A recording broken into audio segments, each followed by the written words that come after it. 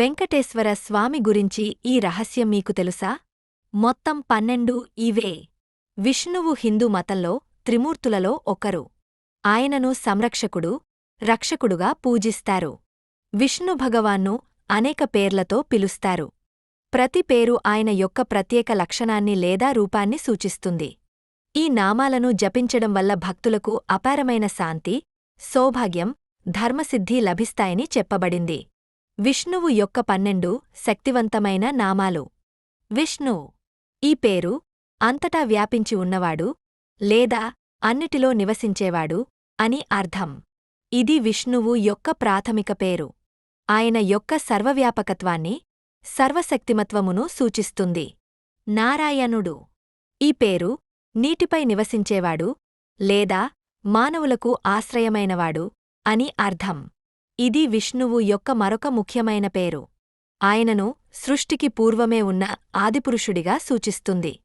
మాధవుడు ఈ పేరు లక్ష్మీదేవి భర్త లేదా మధువంశంలో జన్మించినవాడు అని అర్థం. లక్ష్మీదేవి సంపద, శ్రేయస్సు యొక్క దేవత. మాధవుడు లక్ష్మీదేవి యొక్క భర్తగా ఆయన శ్రేయస్సు, సమృద్ధికి మూలం. గోవిందుడు ఈ పేరు గోవులను రక్షించేవాడు లేదా ఇంద్రియాలను జయించినవాడు అని అర్థం. గోవులు హిందూ సంస్కృతిలో పవిత్రమైనవి. గోవిందుడు గోవుల రక్షకుడిగా ఆయన ధర్మం, న్యాయాన్ని పరిరక్షిస్తాడు. కేశవుడు ఈ పేరు సుందరమైన జుట్టు కలిగినవాడు లేదా కేసి అనే రాక్షసుడిని సంహరించినవాడు అని అర్థం. విష్ణువు యొక్క అందమైన రూపానికి కేశవుడు ఒక సూచన. కేసి అనే రాక్షసుడిని సంహరించినవాడుగా ఆయన చెడును నాశనం చేసే శక్తిని కలిగి ఉంటాడు. త్రివిక్రముడు ఈ పేరు 3 అడుగులు వేసినవాడు అని అర్థం.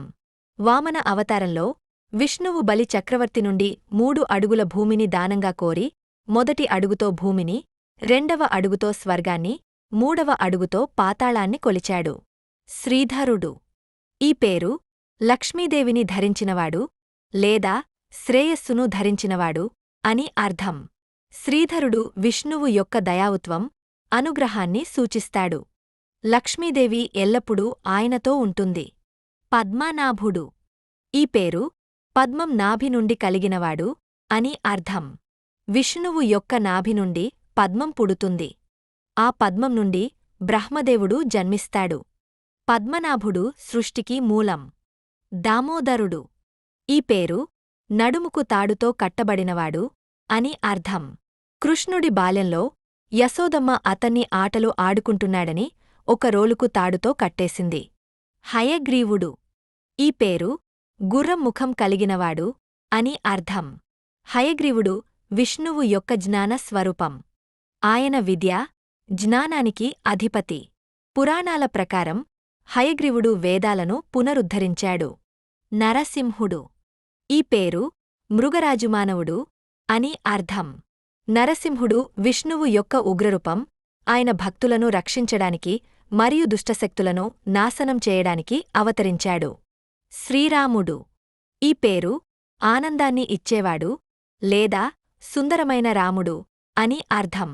శ్రీరాముడు విష్ణువు యొక్క ఆదర్శ మానవ రూపం మరియు ఆయన ధర్మం, నీతి మరియు న్యాయానికి ప్రతీక.